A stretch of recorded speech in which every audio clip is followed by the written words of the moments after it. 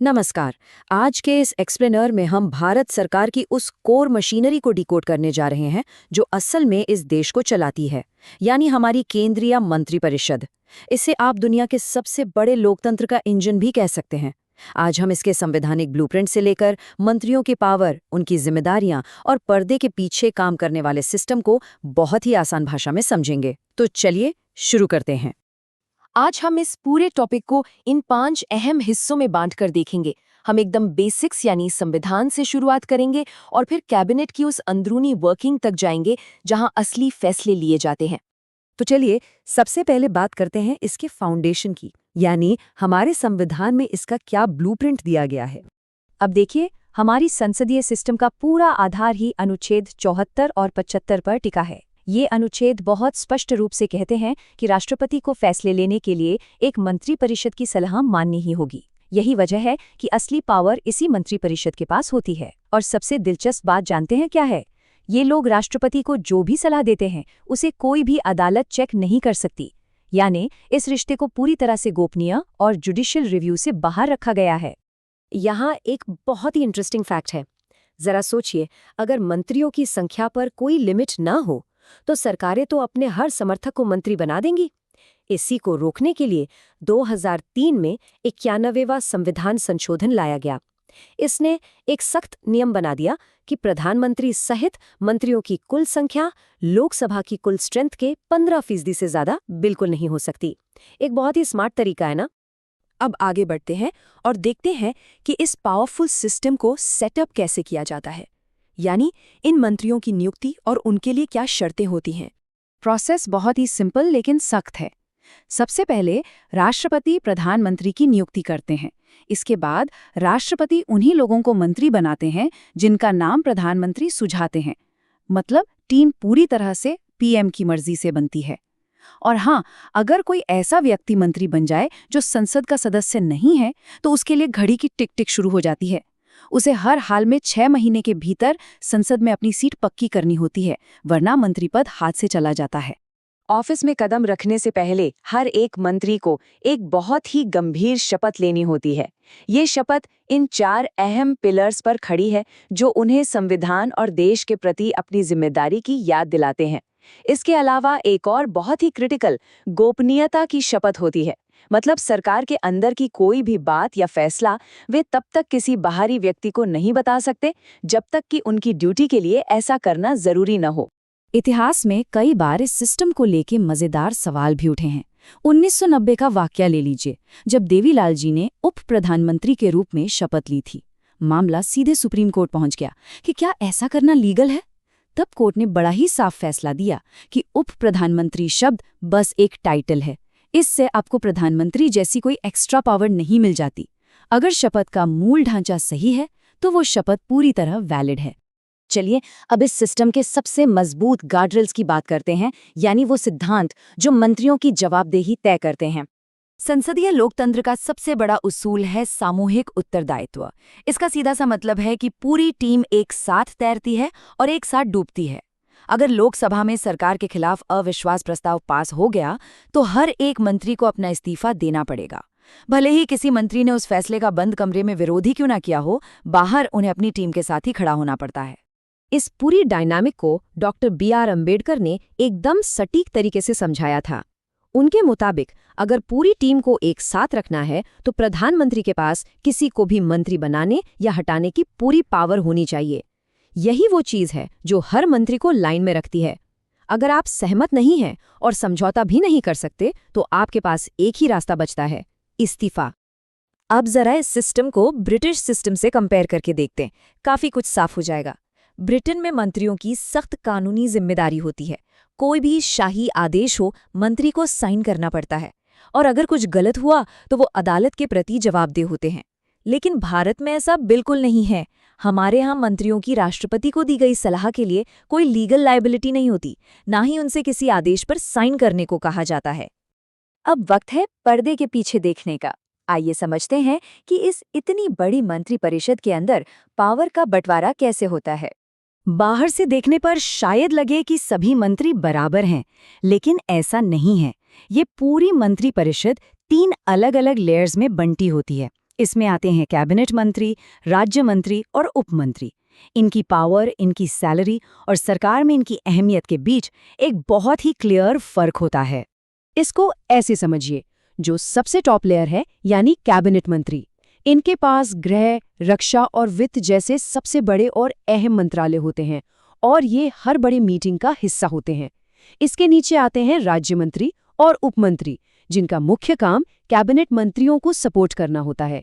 ये लोग आमतौर पर कैबिनेट की बैठकों में तब तक नहीं जाते जब तक कि इन्हें खास तौर पर बुलाया न जाए। फाइनली हम पहुंचते हैं उस कोर हिस्से पर जहां असल पावर काम करती है। बात करते हैं मंत्रिमंडल यानी कैबिनेट और इसकी समितियों की। देखिए, मंत्रिपरिषद भले ही 70-80 लोगों की एक बहुत बड़ी टीम हो, लेकिन असली कंट्रोल रूम होती है ये छोटी सी कैबिनेट।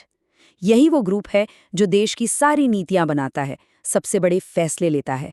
और जब देश पर कोई बड़ा संकट आता है तो यही टीम फ्रंट लाइन मैनेजर की तरह काम करती है। लेकिन क्या आप जानते हैं कि इस कोर कैबिनेट के अंदर भी एक और घेरा होता है? इसे राजनीति की भाषा में किचन कैबिनेट कहा जाता है। ये पूरी तरह से अनौपचारिक होती है। इसमें बस 2-4 वो लोग होते हैं जिन पर प्रधानमंत्री को सबसे ज्यादा भरोसा होता है। मजे की बात यह है कि इसमें सरकार के बाहर के दोस्त या परिवार के सदस्य भी हो सकते हैं, जो बिल्कुल सीक्रेट तरीके से प्रधानमंत्री को अहम मुद्दों पर सलाह देते हैं। अब इस किचन कैबिनेट के अपने फायदे और नुकसान हैं। फायदा यह है कि ग्रुप बहुत छोटा होता है, इसलिए फैसले पलक झपकते ही ले लिए जाते हैं और सीक्रेसी भी टॉप क्लास बनी रहती है। लेकिन दूसरी तरफ इसका नुकसान ये है कि इससे जो असली ऑफिशियल कैबिनेट है उसकी पावर कहीं ना कहीं कम हो जाती है। और जब सरकार के बाहरी लोग बड़े फैसलों में शामिल होने लगें तो कानूनी तौर पर कई पेचीदगियां आ सकती हैं। अब इतने बड़े देश को चलाने का वर्कलोड भी तो बहुत ज्यादा है। इसीलिए इस वर्कलोड को कम करने के लिए प्रधानमंत्री कई बार अलग-अलग कैबिनेट समितियां बनाते हैं। ये समितियां संविधान में नहीं लिखी हैं, बल्कि जरूरत के हिसाब से बनाई जाती हैं। कुछ परमानेंट होती हैं और कुछ टेम्परेरी। इनका काम होता है किसी भी मुद्दे की गहराई तक जाना और फटाफट फैसले लेने में मदद करना। इन सभी समितियों में अगर कोई बॉस है तो वो है राजनीतिक मामलों की समिति। ये इतनी पावरफुल है कि अक्सर इसे सुपर कैबिनेट का नाम दे दिया जाता है और इसका नेतृत्व कोई और नहीं बल्कि खुद प्रधानमंत्री करते हैं। सरकार के सारे अहम सियासी फैसले यहीं से होके गुजरते हैं। तो इस पूरे एक्सप्लेनर के बाद आपके लिए सोचने के लिए एक बड़ा सवाल छोड़ जाते हैं। हमने देखा कि हमारा संवैधानिक ढांचा कितना सेट और बैलेंस्ड है, लेकिन दूसरी तरफ ये जो अनौपचारिक किचन कैबिनेट की बढ़ती ताकत है, क्या आपको लगता है कि ये हमारे इस लोकतांत्रिक ढांचे को चुनौती देती है? इस पर जरूर सोचिएगा। Alright, welcome to today's explainer. We're skipping the fluff today and diving straight into the absolute nuts and bolts of Indian governance. We are literally going to look under the hood of the state machinery to see what actually makes it run. So if you've ever wondered how the gears of the world's largest democracy really turn on a day-to-day basis, well, you're exactly in the right place. Now let's start with a really fascinating constitutional paradox. On paper, if you just read the text of the Constitution, the president is supreme, right? The president is the head of the state. But is that where the true day-to-day administrative power actually lies? Who holds the real power? What is the actual engine of the government? Section 1. The real engine of governments. So, operating on the British parliamentary model, the Central Council of Ministers, which is led by the Prime Minister, is the true executive powerhouse. It's the real engine. And to understand how this engine is built, we have to look at its blueprints. While the Constitution doesn't detail the entire parliamentary system exhaustively, it gives us two incredibly powerful, albeit brief, articles, Articles 74 and 75.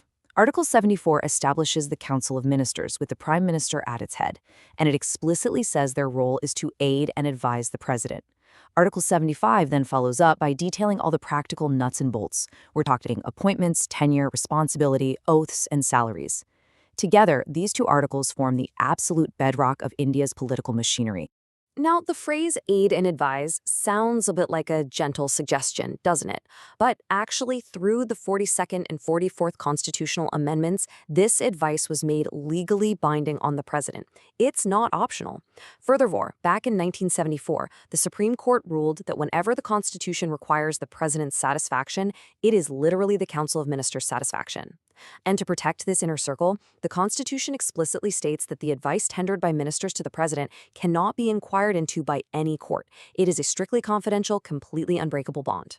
Section 2. Articles 74 and 75. Rules and boundaries. Historically, prime ministers could just keep adding ministers to appease their political allies. Hand out a ministry to keep a coalition partner happy. This resulted in massive, wildly unwieldy cabinets. But the 91st Amendment Act of 2003 put a hard stop to that practice. It mandated that the total number of ministers, and that includes the prime minister, cannot exceed 15% of the total strength of the Lok Sabha. It's a brilliant structural mechanism to enforce lean, functional governance and just prevent those endless, politically motivated cabinet expansions. Section 3. The responsibility of ministers. So, what is the glue that actually holds this massive engine together? It really comes down to a fundamental duality in parliamentary democracy. On one side, we have collective responsibility. Article 75 explicitly states the council is collectively responsible to the Lok Sabha. This means they act as a single, unified team. They literally swim and sink together. If a no-confidence motion is passed in the Lok Sabha, the entire council, yes, even ministers sitting in the Rajya Sabha, must resign. But on the flip side, we have individual responsibility. Ministers hold office during the pleasure of the president. In practice, this means the prime minister can ask a single dissenting or underperforming minister to resign, or advise the president to dismiss them entirely, even if the government still holds a strong majority. And this brilliantly illustrates just how strict that collective responsibility really is. Because the cabinet absolutely must speak with one voice. A minister who fundamentally disagrees with a cabinet decision really only has one honorable option, and that's resignation. History gives us some incredibly powerful examples of this. Back in 1953, Dr. B.R. Ambedkar famously resigned over intense differences with his colleagues on the Hindu Code Bill. Similarly, C.D. Deshmukh resigned over the reorganization of states. The rule is simple. You cannot publicly oppose the team while sitting on the team's bench. Dr. Ambedkar himself actually explained the underlying logic of this system perfectly. He noted that collective responsibility is only possible through the instrumentality of the prime minister. Think about it. If the prime minister didn't have the authority to dismiss individual dissenting ministers, the unity of the cabinet would just fracture. The looming threat of individual dismissal is exactly what enforces that collective unity. Now, a really crucial point to understand here is that while there is absolute political responsibility to the parliament, there is absolutely no legal responsibility for ministers in India. This is a massive departure from the British system we borrowed so much from. In Britain, it's famously said the king can do no wrong, so every royal order must be countersigned by a minister, who then assumes the legal liability for it. In India, there's no requirement for a minister to countersign presidential orders. And as we discussed earlier, Indian courts cannot even investigate the advice ministers give to the president. The accountability is purely political, not legal. Section 4. The structure of the council. Now, the Council of Ministers isn't just one big flat room of equals. It actually builds across 3 distinct tiers. At the very top, you have the cabinet ministers. They hold the heavyweight portfolios: defense, home, finance, foreign affairs. They are the core decision makers and have an absolute guaranteed right to attend cabinet meetings. Next down are the ministers of state, or MOS. They can either be given independent charge of smaller ministries, functioning a lot like cabinet ministers but without the right to attend cabinet meetings unless they are specifically invited, or they are attached to assist the senior cabinet ministers. Finally, at the third tier, we have deputy ministers. They have no independent charge whatsoever and are there strictly to assist the senior ministers in their day-to-day parliamentary and administrative duties. Now, occasionally, you might hear about a fourth title, the deputy prime minister. History has seen major figures like Sardar Patel, Morarji Desai, and L.K. Advani hold this specific title. But it is absolutely vital to understand that this is purely a political appointment. It's not a constitutional one. In 1990, when Devi Lal was sworn in as deputy PN, his oath was actually challenged in the Supreme Court. The court upheld it, but they clarified that the title is merely descriptive. Being called deputy PM does not legally grant you a single drop of extra prime ministerial power. Section 5. The Cabinet and the Kitchen Cabinet. So while the full council is quite large, the formal cabinet itself is the absolute core. It acts as the highest decision-making authority, the chief crisis manager, and the ultimate policymaker for the country. Political scientists have practically exhausted their metaphors trying to describe it. Ramsay Muir called it the steering wheel of the ship of state, and even warned of a potential cabinet dictatorship. Gladstone called it the sun around which other bodies revolve.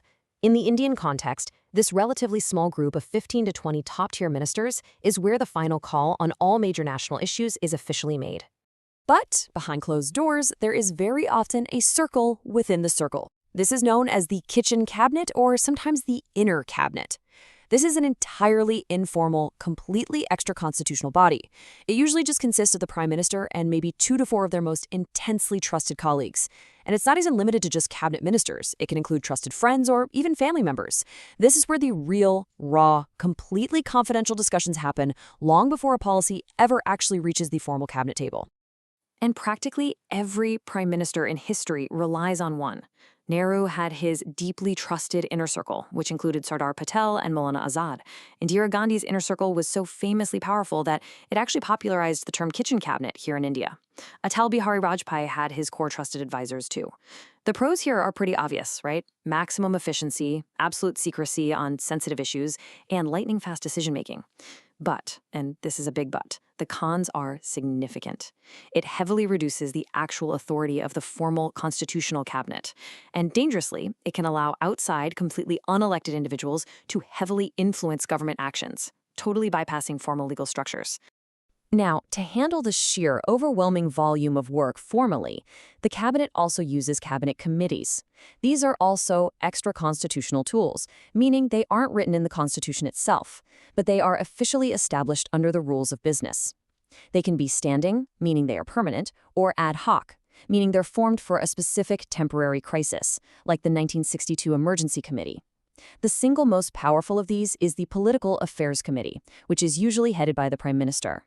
It is so deeply influential in resolving core policy issues that it is frequently dubbed the super cabinet. So we've seen how power flows from the text of the Constitution to the broad council, down to the formal cabinet, and sometimes to a tiny, highly informal room, which leaves us with a really vital question to ponder as we wrap up. Does the informal concentration of power in a kitchen cabinet strengthen a democracy by allowing a prime minister to act swiftly and efficiently in an increasingly complex world? Or does it ultimately weaken the entire democratic framework by bypassing those formal constitutional channels of accountability? It's a fundamental tension inherent in the anatomy of power itself. Thank you so much for joining me on this explainer. I hope this helped clarify the real engine of our government. Keep questioning and keep learning.